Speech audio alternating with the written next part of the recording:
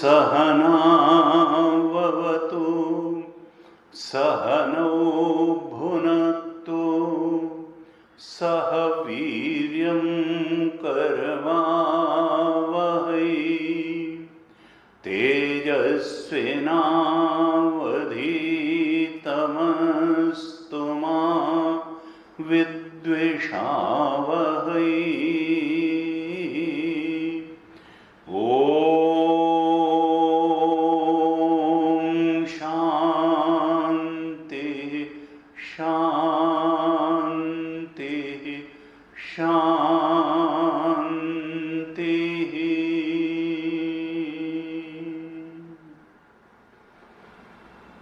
सदाशिवसमारम्भां शङ्कराचार्यमध्यमाम् अस्मदाचार्यपर्यन्तां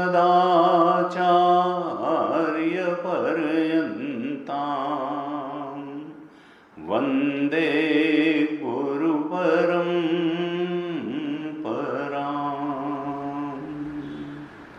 अज्ञानतिमिरान्धस्य ज्ञानाञ्जनशलाकया चक्षुरुन्मीलितं येन तस्मै श्री गुरवे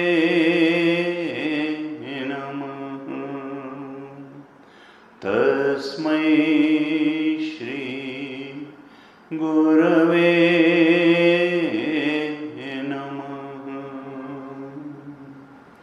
वसुदेवसुतं देवं कंसचाणूरमर्दनं देवकी परमानन्दं कृष्णं वन्दे जगद्गुरुं। कृष्णं वन्दे जगद्गुरुम्।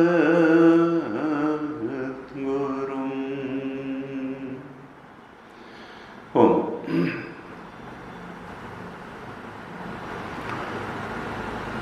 श्रीमद् गीता के अध्ययन के क्रम में हम द्वितीय अध्याय पर विचार कर रहे हैं। दूसरे अध्याय पर हमने अभी प्रवेश किया है। अर्जुन की विषादग्रस्त स्थिति है। भगवान कृष्ण से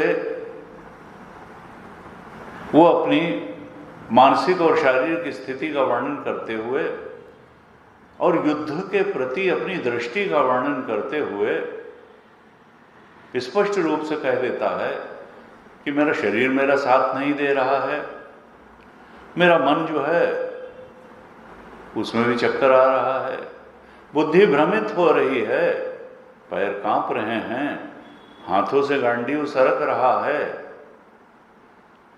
और ये अपने स्वजन और बंधुओं के रक्त से सने हुए इस राज्य के भोगों को भोगने में मैं कोई औचित्य भी नहीं देखता हूँ। और इसलिए वो रथ के पीछे के भाग में जाकर के बैठ जाता है और तब ऐसे करुणा से ग्रस्त हुए, कृपया से आविष्ट, आंसुओं से भरे हुए नेत्रों वाले शोक युक्त अर्जुन से भगवान कहते हैं, क्या कहते हैं, हमने कल इस पर विचार किया था। भगवान ने एक तरह से डांट लगाई अर्जुन को। अर्जुन अपने को बहुत ज्ञानी की तरह से चीजें कह रहा था कि इसलिए लड़ाई ठीक नहीं है, इसलिए युद्ध नहीं करूंगा, इसलिए नहीं करूंगा। लेकिन भगवान ने कहा ये जो तुम्हारी बातें हैं ये ममता के कारण उत्पन्न हुआ मैल है, तुम्हारी बुद्धि मलिन हो गई है। एक ही सिचुएशन को असेस करने में अलग अलग व्यक्ति अलग अलग दृष्टिकोण होने के कारण अलग अलग निर्णय पर पहुंचता है और एक ही मनोदशा को अलग अलग शब्द देता है, अलग अलग दृष्टि से देखता है। जब अर्जुन की मनोदशा का संजय ने वर्णन किया तो उसकी स्थिति के लिए संजय ने शब्द दिया पहले श्लोक में दूसरे अध्याय के कि तम तथा कृपया आविष्टम, कृपा से आविष्ट हो गया अर्जुन, अर्थात करुणा से भर गया, विपक्षियों के प्रति, शत्रुओं के प्रति करुणा से भर गया, क्योंकि उसको लगा ये तो सब संबंध ही है। लेकिन भगवान ने करुणा से भर गया ये नहीं कहा, भगवान ने कहा कुतस्त्वा कश्मलम इदम विषमे समुपस्थितम, ये तुम्हारी बुद्धि का मल है, मैल है, ममता से उत्पन्न मैल है, ये तुम्हारी मलिन बुद्धि का प्रतीक है, तमोगुणी बुद्धि का प्रतीक है, ये सात्विक बुद्धि का प्रतीक नहीं है, ये तुम्हारा विवेक नहीं अविवेक है। और इस कारण से तुम ठीक तरह से स्थिति का आकलन नहीं कर पा रहे हो और ठीक निर्णय नहीं कर पा रहे हो। तुम ऐसे निर्णय पर पहुंच रहे हो जो किसी महापुरुष ने आज तक युद्ध के मैदान में आकर के ऐसा निर्णय नहीं किया। ये अनार्य है और ये कीर्ति देने वाला भी नहीं है और ये स्वर्ग देने वाला भी नहीं है, मोक्ष देने की तो बात ही जाने दो। और भगवान ने कहा तुम तो नपुंसकता को प्राप्त हो रहे हो, ये बड़ी क्षुद्र बात है, ये तुम्हारी हृदय की दुर्बलता का प्रतीक है। अर्जुन इसको त्यागो और युद्ध के लिए खड़े हो जाओ। भगवान ने बहुत स्पष्ट रूप से अर्जुन को उसका दोष बता दिया। और वेदांत में गुरु का एक कर्तव्य बताया जाता है कि वो शिष्य के दोष को बहुत स्पष्ट रूप से बता दे, लाग लपेट न करे। अगर वो गुरु है तो शिष्य को जो भी दोष है बता, क्योंकि हर व्यक्ति अपने तो दोष को भी गुण के ही रूप में लेता है, वो जल्दी मानने को तैयार नहीं होगा कि ये दोष है। इसलिए वहां गुरु रूप से विद्यमान कृष्ण ने अर्जुन को एकदम से कहा कि कोई बीच की बात न रहे, कोई जिसको कहते हैं लल्लो चप्पो वाली बात न रहे। कहा कश्मल अनार्यजुष्टम अकीर्तिकरम अस्वर्ग्यम क्लैव्यम क्षुद्रम हृदय दौर्बल्यम, ये सब विशेषण देते हुए एकदम से उसके दोष को भगवान ने दिखाया।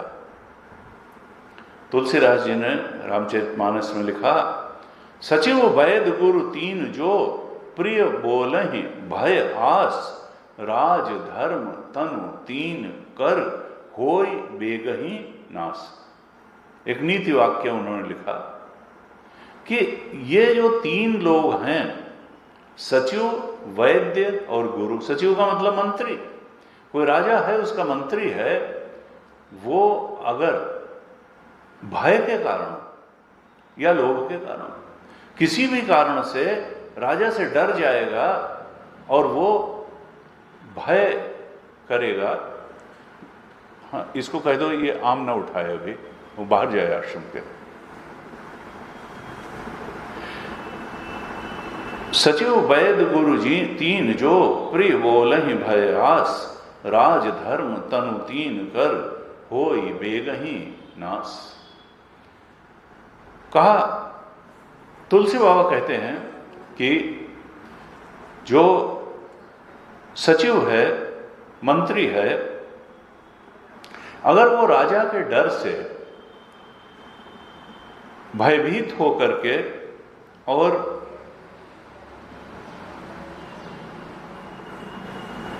हाँ, आ जाओ आ जाओ। राजा के भय से भयभीत होकर के अगर मंत्री उचित सलाह नहीं देगा तो फिर राजा के राज्य पर प्रतिकूल प्रभाव पड़ेगा। वैद्य अगर रोगी का लिहाज करेगा और ठीक सलाह नहीं देगा तो फिर रोगी को कोई लाभ नहीं होगा। सचिव, वैद्य, और तीसरा है गुरु। गुरु अगर शिष्य का लिहाज कर करके प्रवचन करेगा तो फिर शिष्य का कल्याण नहीं होगा। अगर शिष्य के लिहाज में पढ़ करके उसके दोषों को इंगित नहीं करेगा तो फिर दोष जाएंगे कैसे। तो सचिव, वैद्य, गुरु तीन जो प्रिय बोलहि भय आस, राज धर्म तनु तीन कर होई बेगहि नाश। राजा, राज्य का नाश होगा, धर्म का नाश होगा और तन का नाश होगा अगर वैद्य या डॉक्टर लिहाज कर करके दवाई देगा। नहीं, कड़वी दवाई मत दो। तो ये भगवान ने अर्जुन को तुरंत उसके दोष बताए और कहा क्षुद्रम, ये तुम क्षुद्र राग में फंसे हुए हो।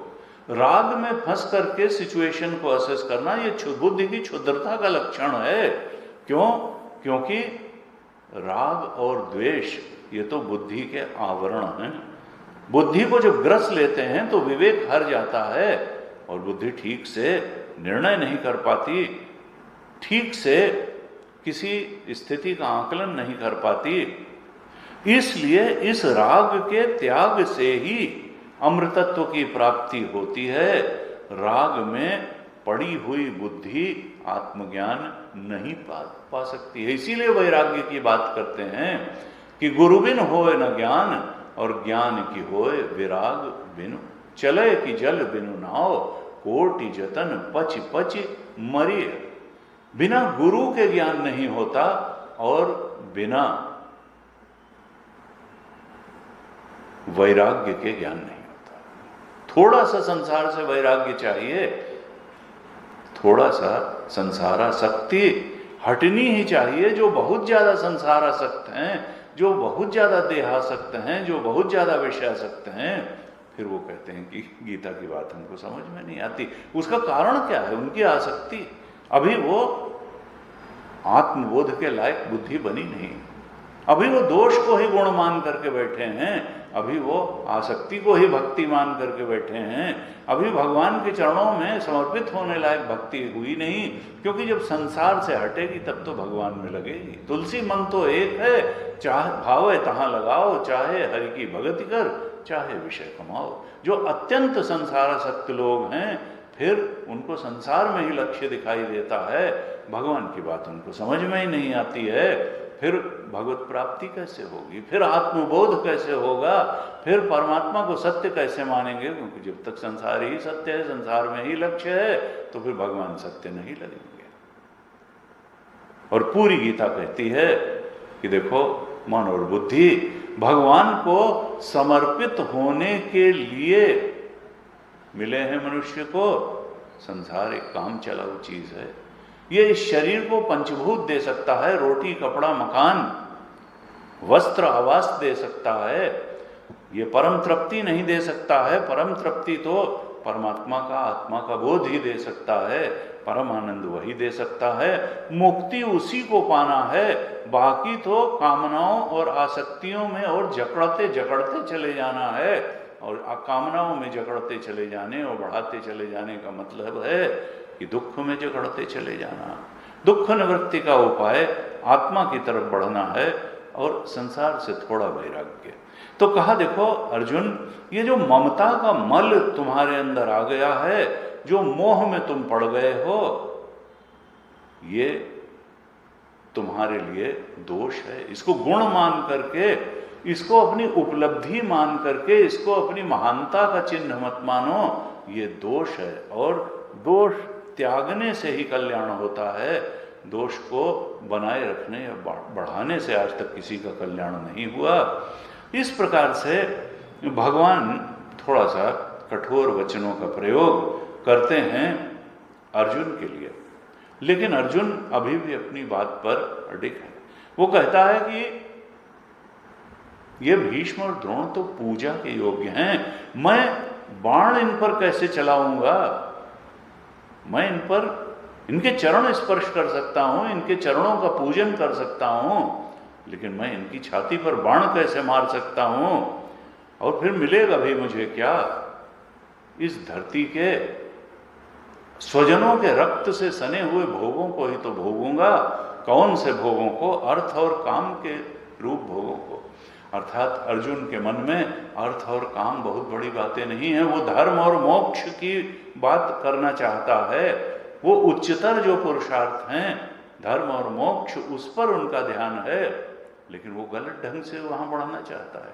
वो मुक्ति की तरफ गलत ढंग से बढ़ना चाह रहा है। जो उसका स्वधर्म है उसको छोड़ करके समझ रहा है कि मैं पर धर्म को अपना करके मुक्त होऊंगा, युद्ध से पलायन करके। वो क्षत्रिय है, स्वधर्म करके ही मुक्ति है। स्वधर्म करके हम अपने अंतःकरण को शुद्ध कर सकते हैं और हम चरम परम लक्ष्य की प्राप्ति कर सकते हैं। अर्जुन थोड़ा कंफ्यूजन में है, लेकिन बड़ी अच्छी बात यह है कि भगवान वही गुरु रूप में उपलब्ध हैं, वहीं उसको गुरु रूप में उपलब्ध हैं। हमने कल 5वें श्लोक तक चर्चा की थी। 6ठे श्लोक में भगवान कहते हैं, 6ठे श्लोक में अभी अर्जुन 6, 7, 8 और 9, 9वें श्लोक तक अभी अर्जुन के वचन है। 4 से लेकर के 9 श्लोक तक अर्जुन अपनी बात को रख रहा है।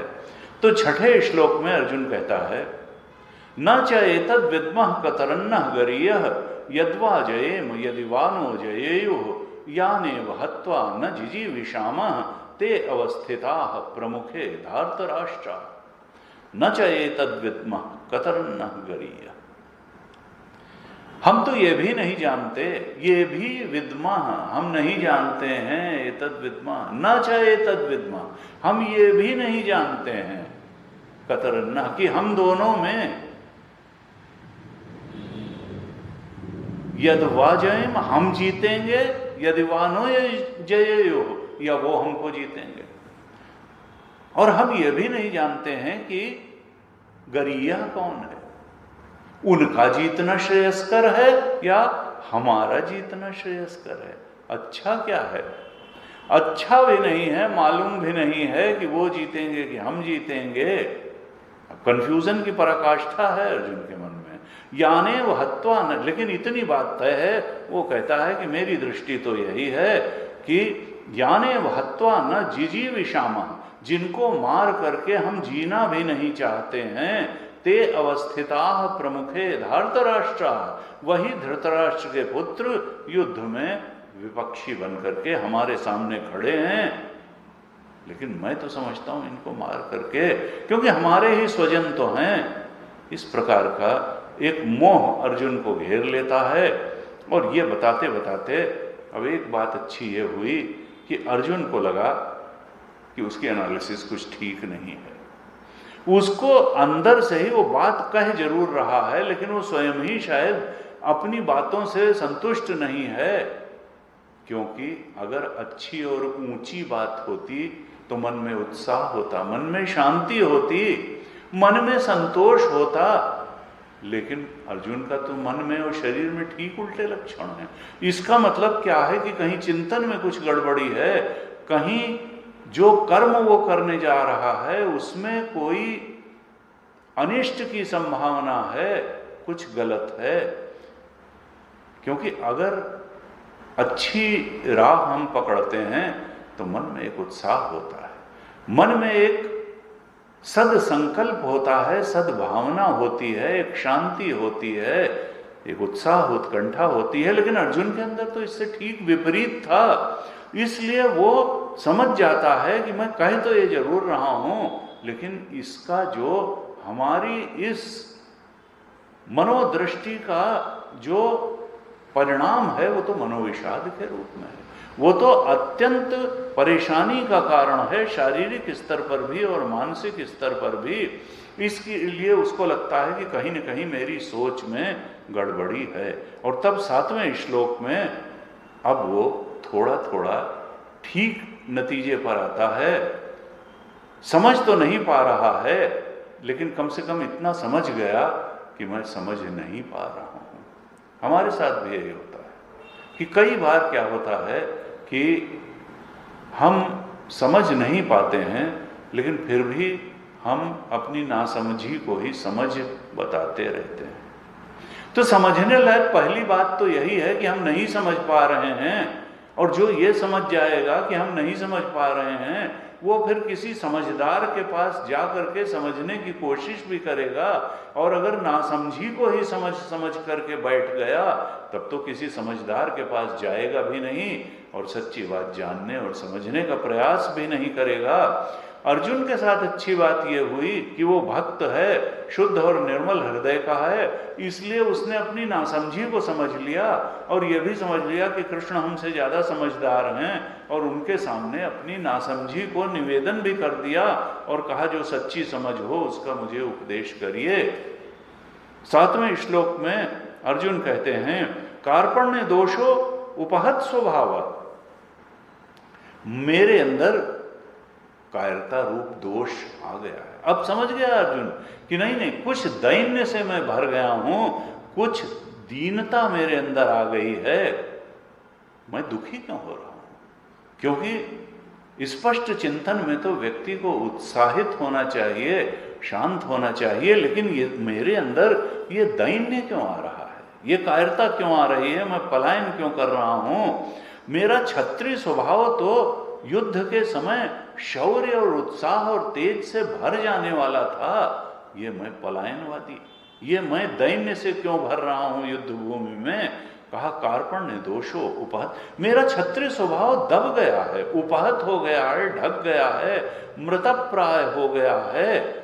और अब उसको लगता है कि मेरे स्वभाव जो है, ये क्षत्रिय स्वभाव, ये दैन्य रूपी दोष से ढक गया है।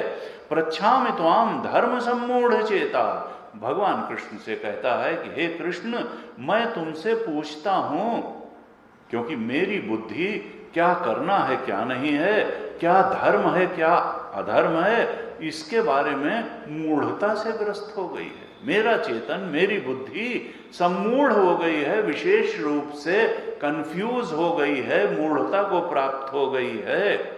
इसलिए मैं आपसे अब पूछता हूं कि यच्छ्रेयः स्यात् निश्चितम ब्रूहितन में, जो मेरे लिए श्रेयस्कर हो वही आप मुझको बताएं।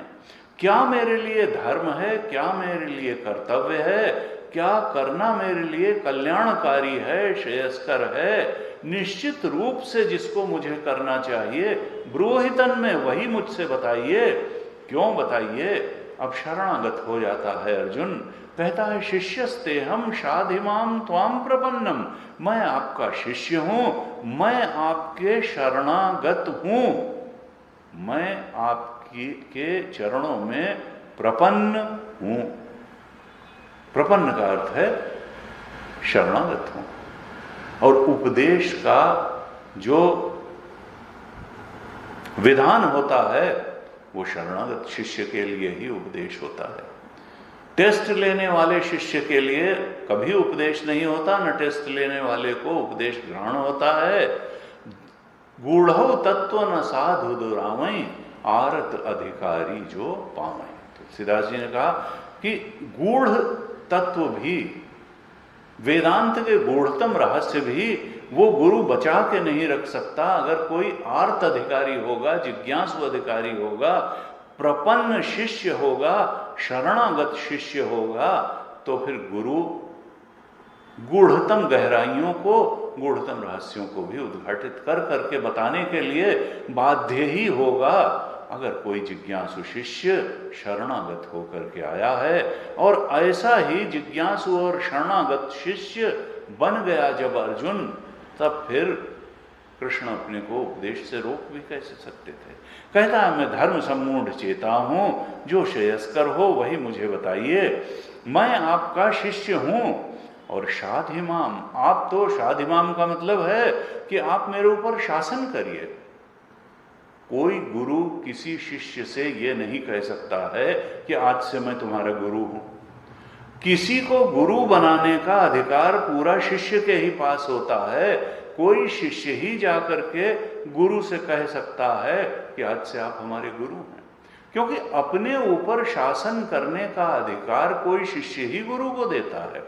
कोई गुरु किसी से जाकर के नहीं कह सकता है कि आज से मैं तुम्हारा गुरु हूं, तुम्हारे ऊपर शासन करूंगा। ना ना, वो रिवोल्ट कर देगा। तुम काहे के गुरु? तुमसे ज्यादा हम जानते हैं, हम तुमको सिखा देंगे। तो यहां पर जो है अर्जुन प्रपन्न शिष्य बन करके जब शरणागत हुआ और कहा कि आप मेरे ऊपर शासन करिए, और शासन कैसे करना है? शिक्षा देना।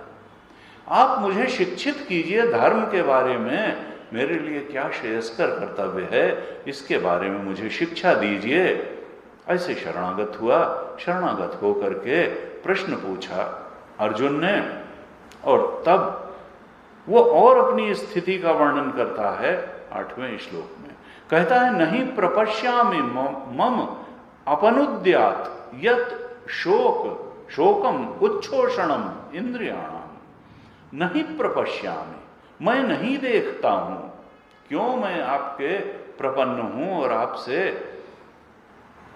शिक्षा मांग रहा हूं धर्म के बारे में, क्योंकि मैं स्वयं देखने में समर्थ हूं, नहीं असमर्थ हूं। नहीं प्रपश्यामि मम अपनुद्यात यत् शोकम उच्छोषणम इंद्रियाणाम। उस किसी भी मार्ग को मैं देखने में असमर्थ हूं जो मेरी इंद्रियों को सुखा देने वाले शोक से मुझे मुक्त कर सके। अर्थात मेरी इंद्रियां तक सूख रही हैं इस शोक से, और इस शोक के मैं पार नहीं जा पा रहा हूं। यह शोकम उच्छोषण, ये जो शोक मुझे हो रहा है इस युद्ध भूमि में, ये मेरी इंद्रियों को सुखाए दे रहा है, और मैं इस शोक से बाहर आने का कोई उपाय स्वयं नहीं खोज पा रहा हूं। मुझे तो ऐसा लगता है कि अवाप्य भूमौ असपत्नम रिद्धम राज्यम सुराणाम अपि च अधिपत्यम।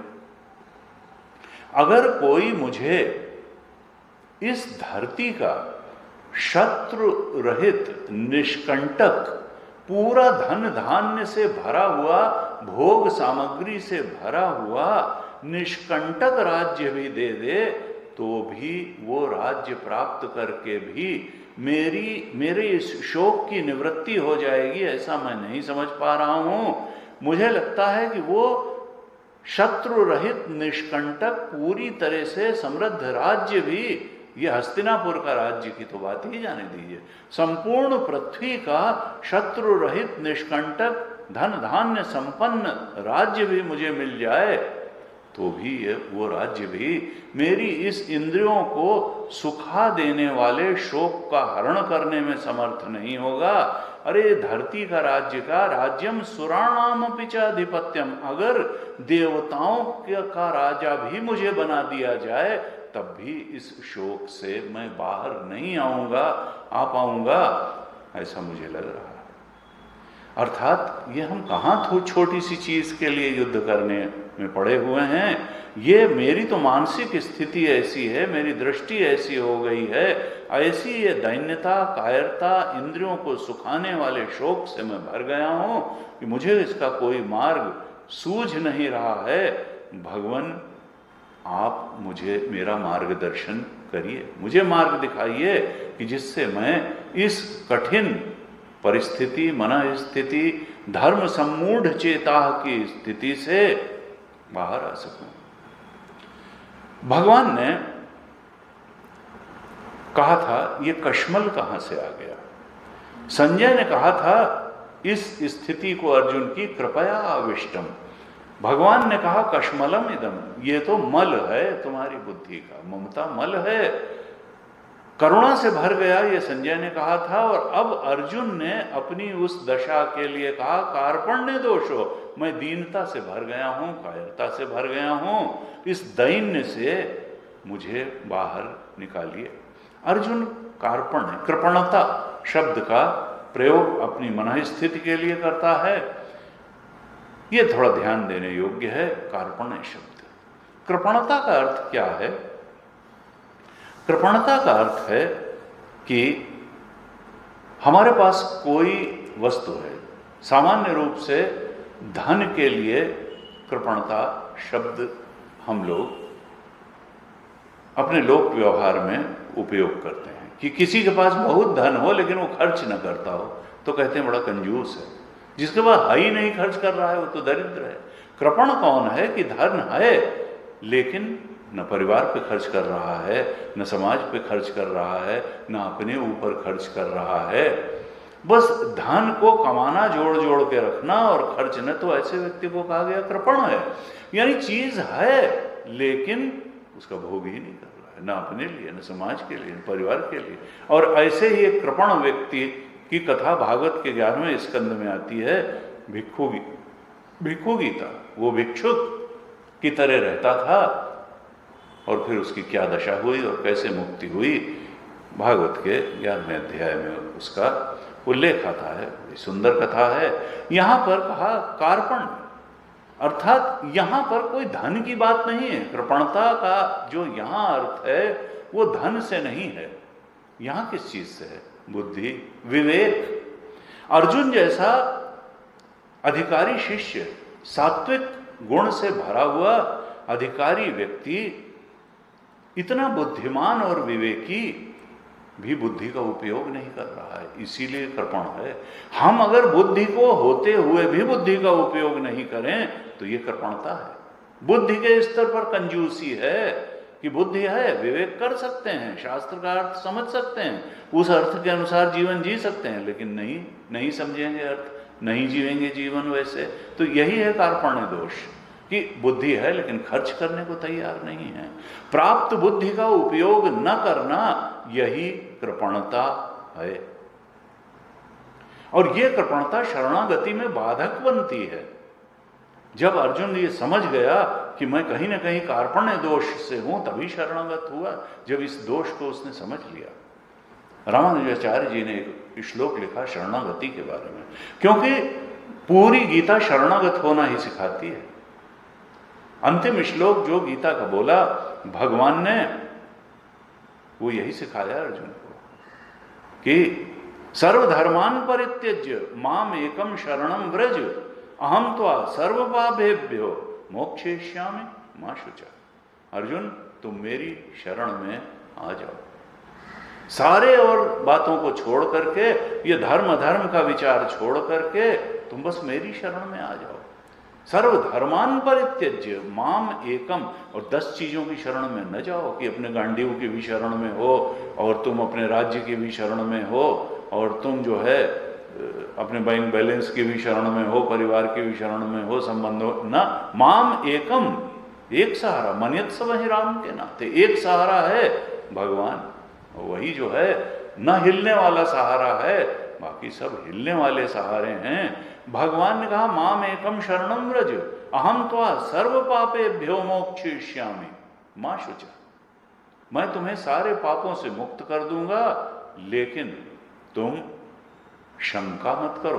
क्योंकि हम शंका करते हैं कि कैसे होगा, नहीं, कुछ अपने बल पर की शरणागत होते हैं, कुछ धन के शरणागत होते हैं, कुछ संबंधों के शरणागत होते हैं। भगवान ने क्या कहा? सर्वधर्मान परित्यज्य माम एकम, अर्थात पूरी तरह से जब भगवान की शरण पकड़ता है व्यक्ति, तभी भगवान अपने को अनावृत कर देते हैं, तब उसको वो बोध प्राप्त करा देते हैं, वो आनंद, वो ज्ञान दे देते हैं, वो सत्य में प्रतिष्ठा दे देते हैं, जिसके लिए ये मनुष्य जीवन मिला है और जो इस मनुष्य जीवन में की जाने वाली सबसे बड़ी उपलब्धि है। रामानुजाचार्य जी ने एक शरणागति के संबंध में बड़ा प्रसिद्ध श्लोक है उनका, कहा शरणागति क्यों नहीं सिद्ध हो पाती है व्यक्ति की? अगर भगवान के प्रति शरणागति सिद्ध हो जाए तो बात ही खत्म। यही तो अंतिम बात है जो प्राप्त करनी है। और इसी का गीता में उपदेश किया, इसी का रामायण में उपदेश किया। पायो परम विश्राम राम समान प्रभु नाही कहूं। तुलसीदास जी ने पूरे रामायण लिखने के बाद कहा कि मैं शरणागत हो गया, और शरणागत होने से मुझे वो शांति मिल गई, वो आनंद मिल गया जिसके लिए मेरे अंदर योग्यता नहीं थी। भगवान ही कृपालु दयालु करुणा निधान थे कि उन्होंने ये शांति, आनंद, ये समता में हमें, इस विश्राम में हमें स्थित कर दिया। पायो परम विश्राम राम समान प्रभु नाही कहूं। मैंने परम विश्राम पा लिया और हमारे भगवान के समान और कहीं कोई नहीं है। और कहा कि किस प्रकार से मैं शरणागत हुआ, किस प्रकार से अपने प्रभु के प्रति समर्पित हुआ। तो कहा कामी ही नारी प्यारी जिमि लोभी प्रिय जिमि दाम तिमि रघुनाथ निरंतर प्रिय लागो मोहि राम। भगवान कृपा बनाए रखना, तुम्हें मुझे पकड़े रहना। जिस प्रकार से कामी व्यक्ति को कामिनी बहुत पसंद होती है और जिस प्रकार से लोभी व्यक्ति को धन बहुत पसंद होता है, ऐसे ही भगवान तुम मुझे प्रिय लगते रहना। यह है शरणागति, जिसमें रामायण का समापन होता है, और यही शरणागति है जिसमें गीता का समापन होता है। और अर्जुन तो कह रहा है कि शिष्यस्ते हम शादी, मैं तो शरणागत हूं।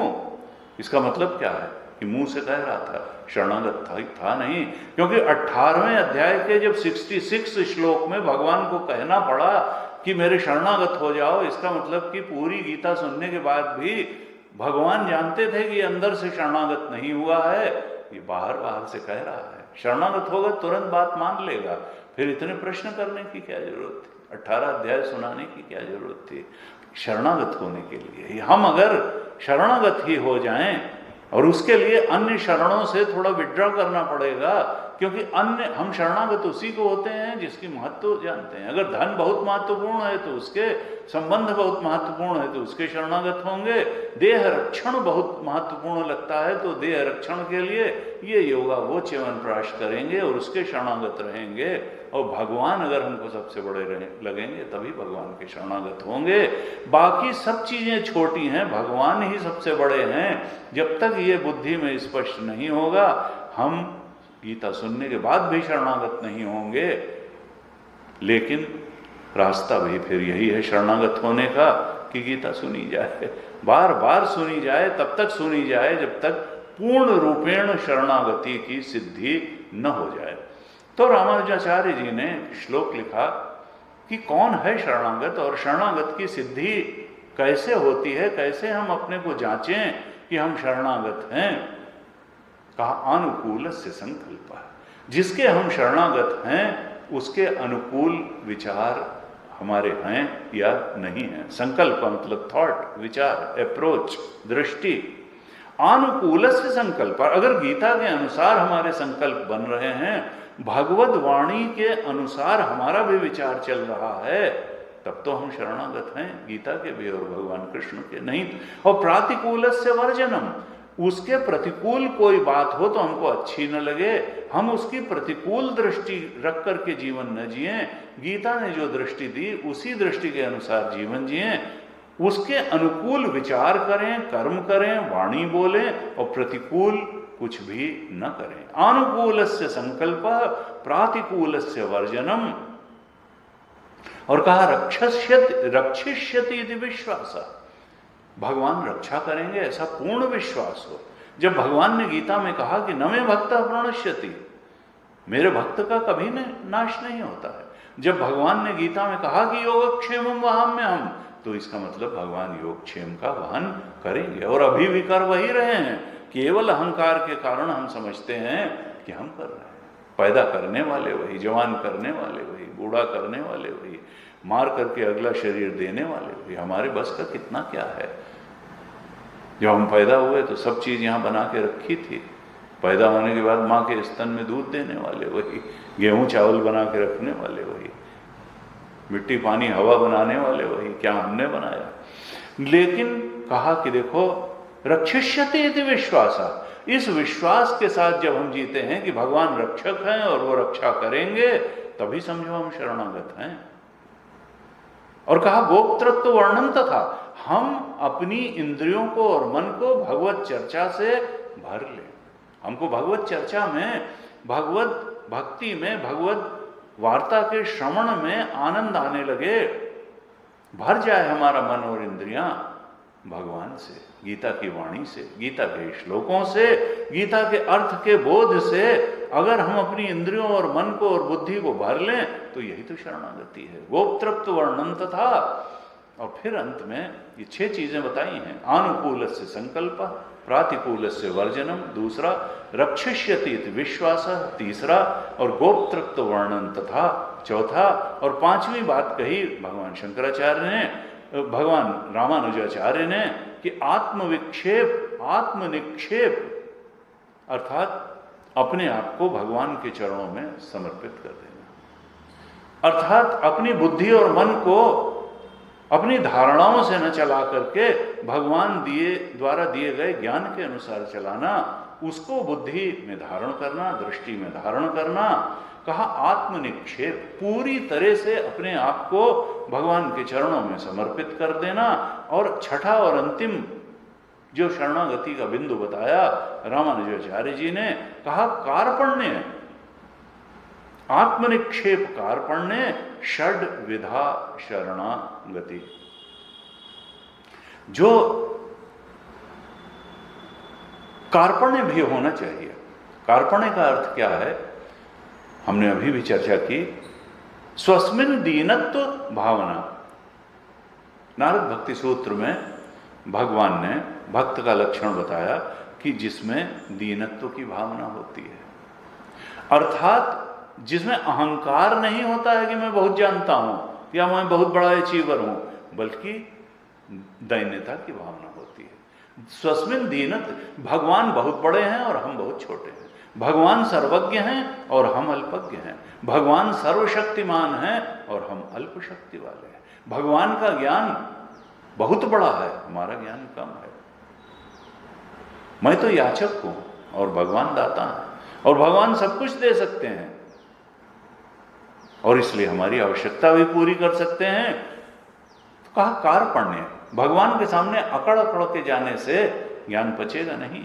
गीता में दैन्य भाव लेकर के जाएंगे, तब जाकर के गीता का ज्ञान समझ में भी आएगा और जीवन में उतर भी आएगा। इस प्रकार से जो शरणागति है उसके बारे में रामानुजाचार्य जी ने 6 बातें बताई।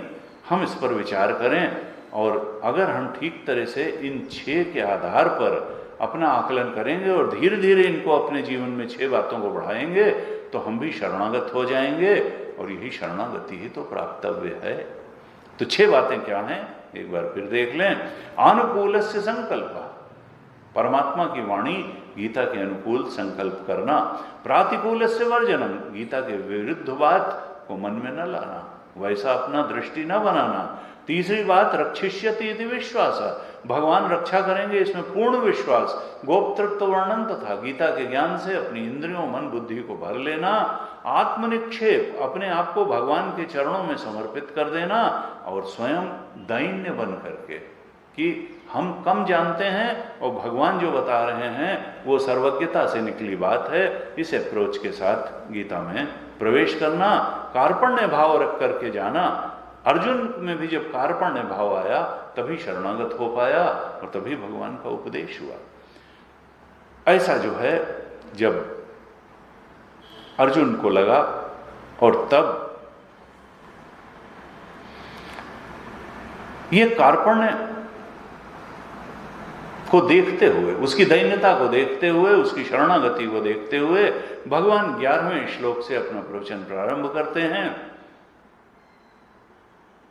बृहदारण्यक उपनिषद में एक प्रसंग आता है गार्गी और याज्ञवल्क्य का। तो गार्गी प्रश्न करते हैं कि कृपण कौन है?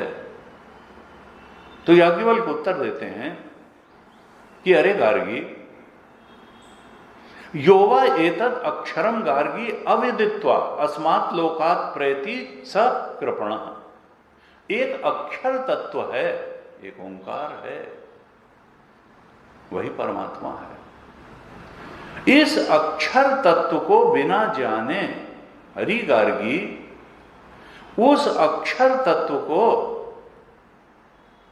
उस ब्रह्म तत्व को, उस ओंकार को बिना जाने जो इस संसार से विदा हो जाता है, सकर्पणा, वही कृपणा है।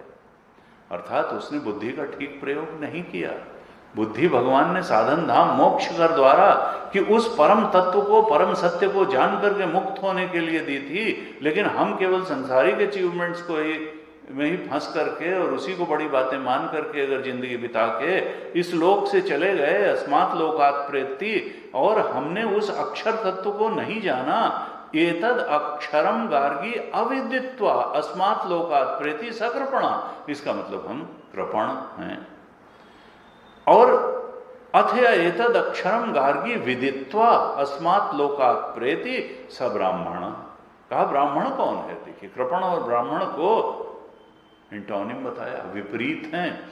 जो उस ओंकार तत्व को जान करके जाता है वो तो ब्राह्मण है, और जो बिना जाने चला गया वो कृपण है। अर्थात बुद्धि का उसने ठीक प्रयोग नहीं किया, वो कंजूस रहा बुद्धि को खर्च करने में, गलत जगह बुद्धि लगा दी। तो कहना क्या चाहते हैं कि कृपण मत बनो, ब्राह्मण बनो, उस परम सत्य ब्रह्म को जानने वाले, उसमें रमण करने वाले बनो, न कि कृपण बनो।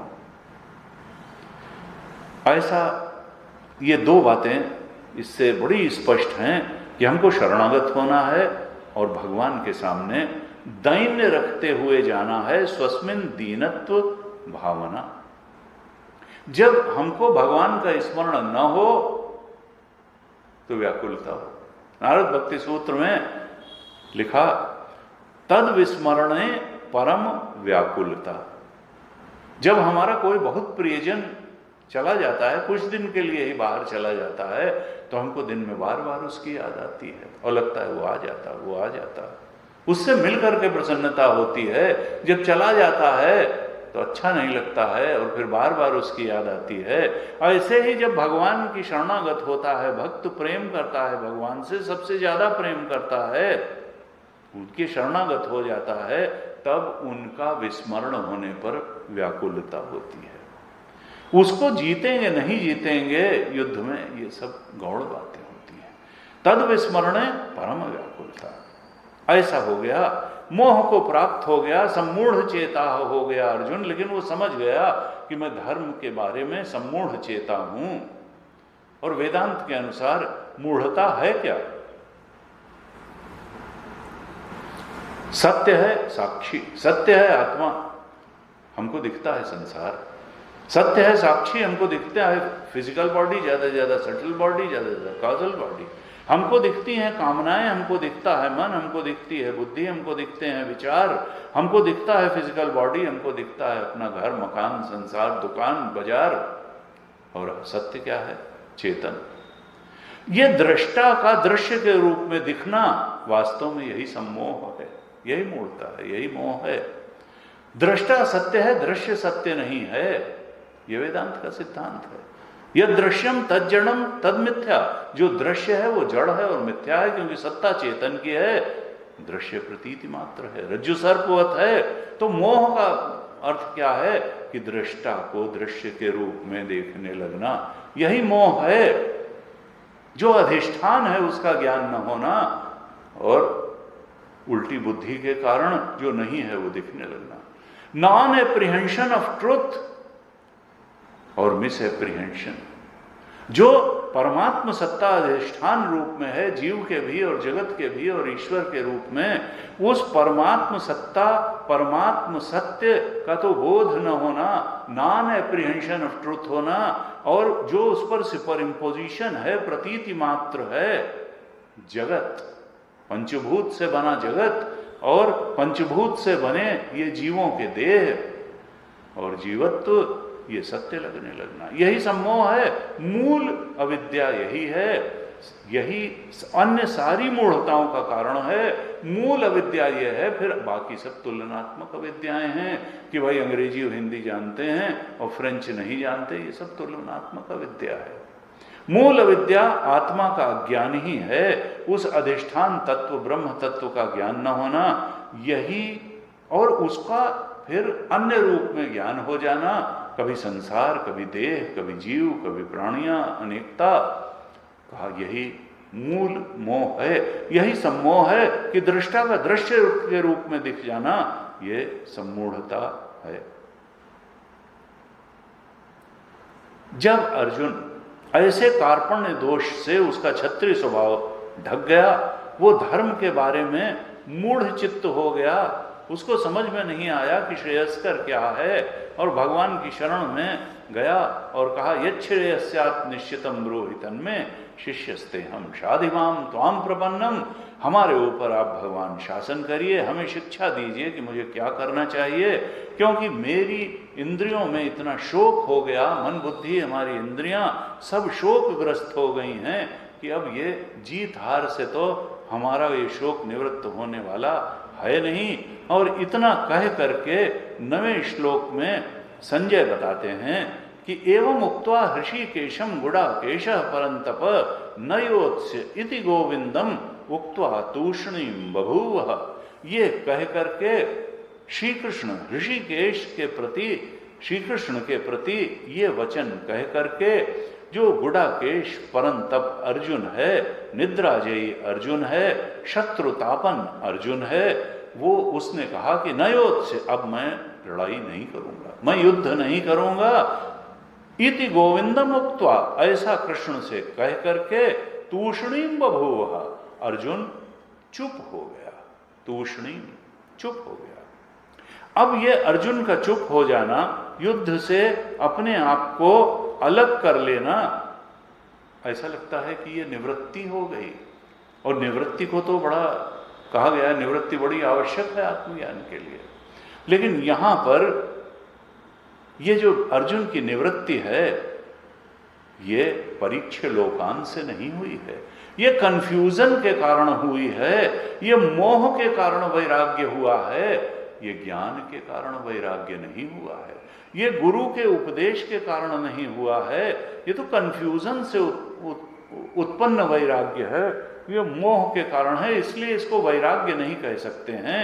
ये पलायन है, ये युद्ध से पलायन है, ये किसी श्रेष्ठ स्थिति, मोक्ष की स्थिति तक पहुंचा देने के लिए संसार छोड़ने रूप, त्याग रूप, आसक्ति त्याग रूप वैराग्य नहीं है, बल्कि मोह से ग्रस्त हो करके ये युद्ध से किया गया पलायन ही है। ऐसा जब अर्जुन का व्यवहार हुआ,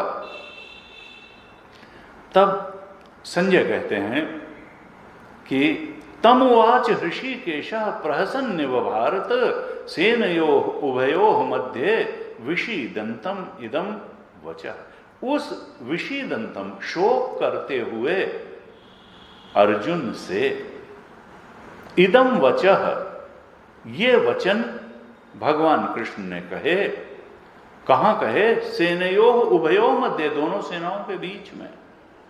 तमुवाच, उस अर्जुन से बोले, कौन? ऋषिकेश, भगवान कृष्ण बोले। कैसे बोले? प्रहसन्निव, हंसते हुए से। अब एक व्यक्ति दुख और क्षोभ की पराकाष्ठा पर है और दूसरा व्यक्ति उससे हंसते हुए बात करे, इसका मतलब क्या है? मजाक उड़ा रहा है उसका, ये तुम्हारा दुख बेकार की बात है, ये शोक जो है तुम्हारा, ये कोई प्रशंसनीय नहीं है, न सहानुभूति तुमसे की जानी चाहिए, न तुम्हारी प्रशंसा की जानी चाहिए, तुम तो हंसी के पात्र हो। ये जो तुम्हारी मन स्थिति तुम बना के बैठे हुए हो, ये हंसी, ये जो है हंसने योग्य स्थिति है, न तो ये प्रशंसनीय स्थिति है, और न ये संवेदनाएं कोई तुम्हारे प्रति प्रकाशित की जानी चाहिए, तुम्हारे ऊपर जो है कोई करुणा नहीं की जानी चाहिए, बल्कि हंसने योग्य है। भगवान ने प्रहसन्निव इदम वचः, हंसते हुए ये वचन कहे। क्या वचन कहे?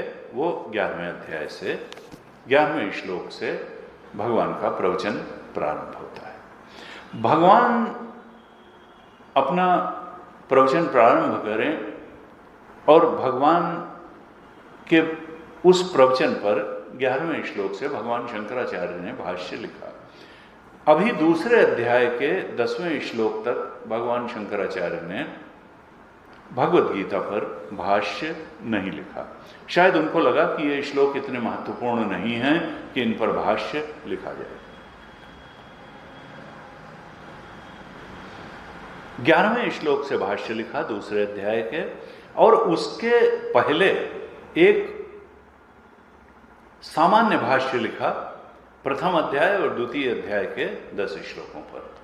और उसमें भगवान शंकराचार्य लिखते हैं कि पहले अध्याय के दूसरे श्लोक से, यानी जहां पर दृष्ट्वा तु पांडवानीकम ये श्लोक आया, और फिर दूसरे अध्याय का ये जो 9वां श्लोक है, न योत्से इति गोविंदम, तो जो अभी तक के श्लोक हुए इनकी व्याख्या केवल इसलिए करी जानी चाहिए कि इसको गीता का पार्ट माना क्यों गया, इन श्लोकों को भी गीता के अंतर्गत स्थान क्यों दिया गया।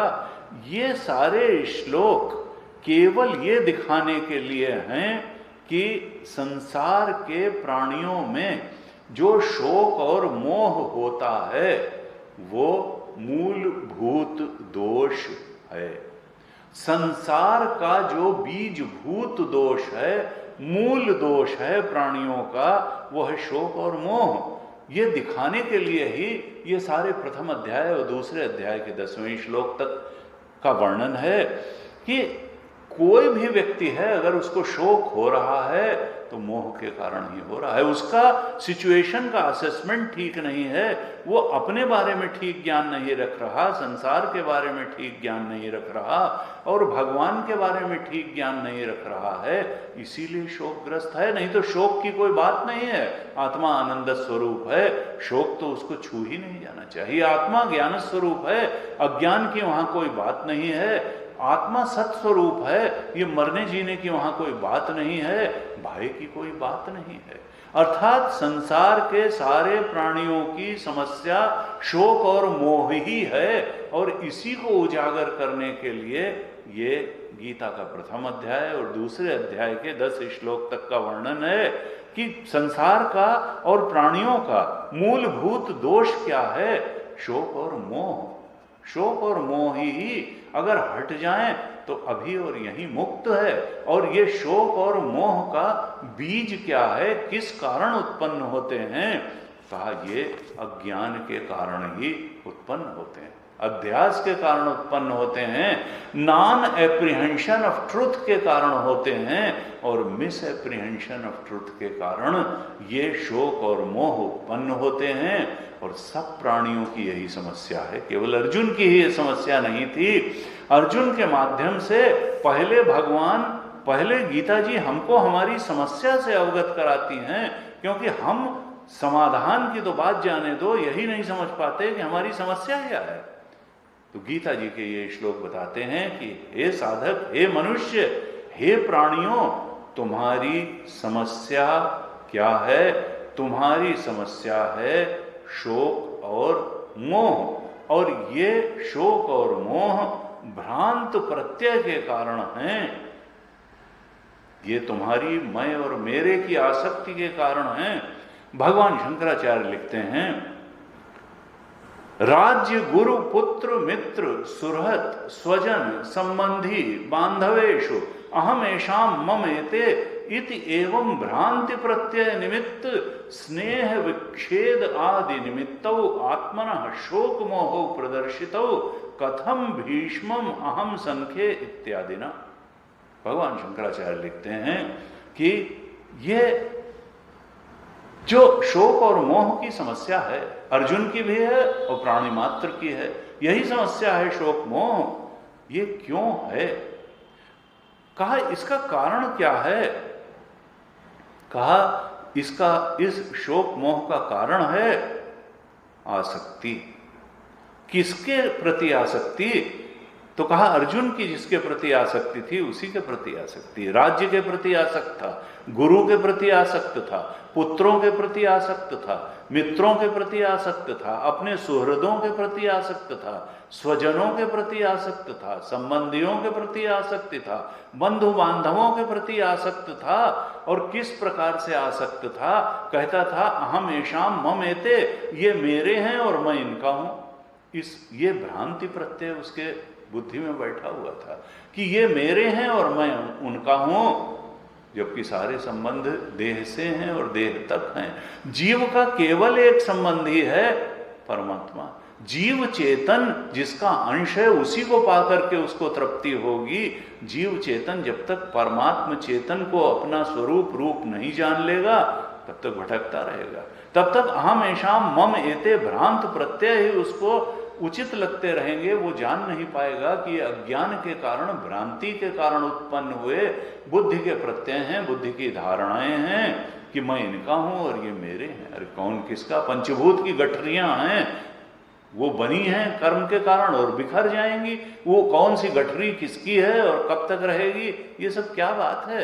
ये अज्ञान के कारण ये मेरे हैं, मैं इनका हूं, इस प्रकार अज्ञान जनित स्नेह विच्छेद के संबंध, राग द्वेष के संबंध के कारण अर्जुन में शोक और मोह उत्पन्न हुआ, क्योंकि वो अपने स्वरूप को नहीं समझ पा रहा था, वो संसार के स्वरूप को नहीं समझ पा रहा था और वो भगवान परम सत्य के स्वरूप को भी नहीं समझ पा रहा था। इस प्रकार से नासमझी के कारण, अज्ञान के कारण और अज्ञान जन्य शोक और मोह के कारण उसका विवेक दब गया था। शोक मोहाभ्याम ही अभिभूत विवेक विज्ञान। शोक और मोह के कारण उसका जो विवेक था, जो ज्ञान था, स्पष्ट दृष्टि थी, वो धूमिल हो गई, दब गया उसका विवेक विज्ञान।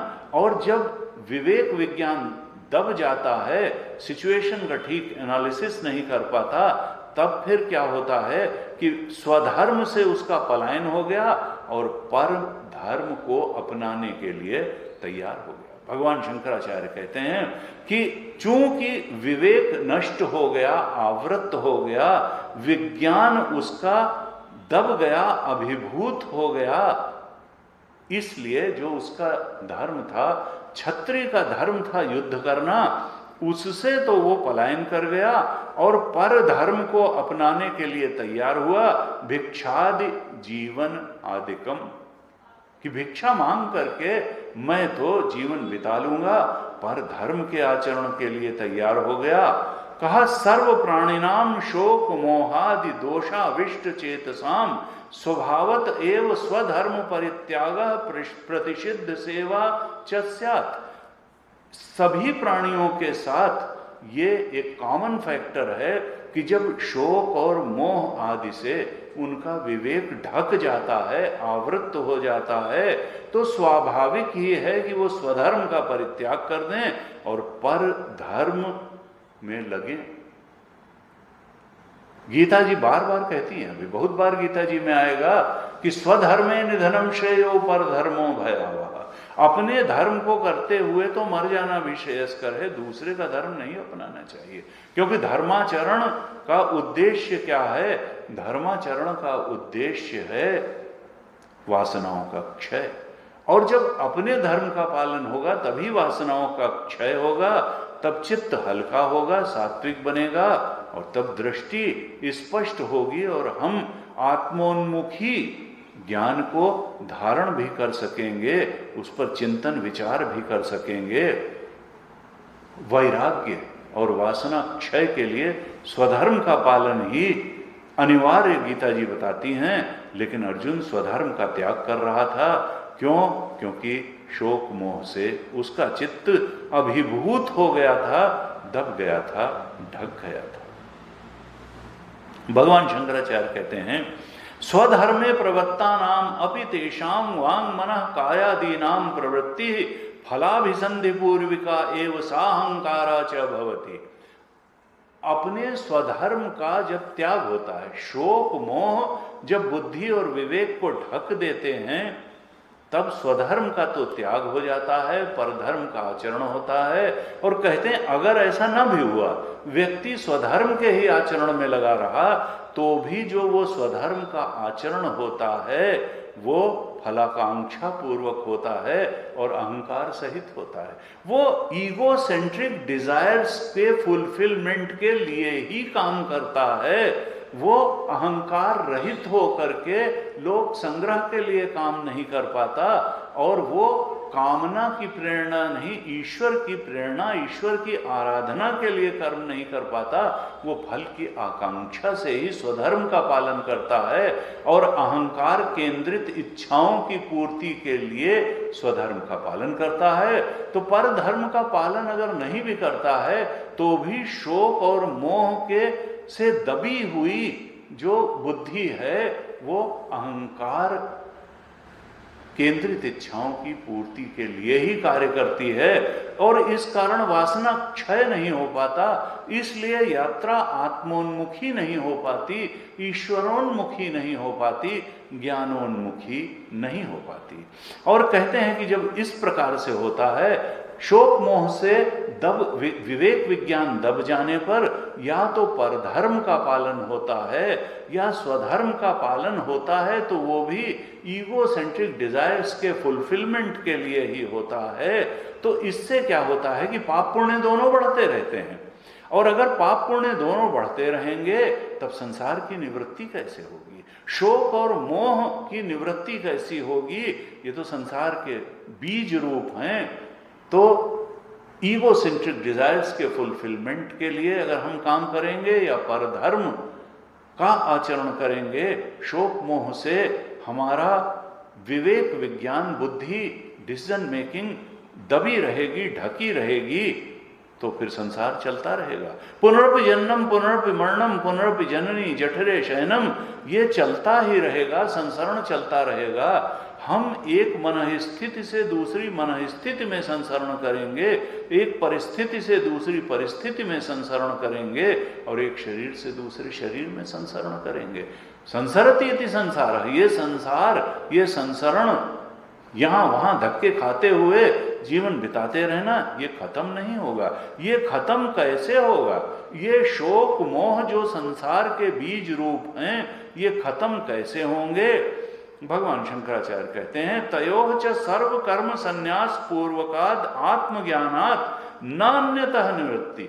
आत्मज्ञान के बिना इस शोक और मोह जो संसार के बीज रूप हैं, उनकी निवृत्ति और किसी उपाय से नहीं हो सकती है। और यही बताने के लिए इसी दृष्टिकोण से अर्जुन के शोक और मोह और हमारे सबके शोक और मोह और मुक्ति का उपाय, शोक और मोह से मुक्ति का उपाय केवल और केवल आत्मज्ञान है, और किसी साधन से इस संसार के बीज रूप शोक मोह की निवृत्ति नहीं हो सकती।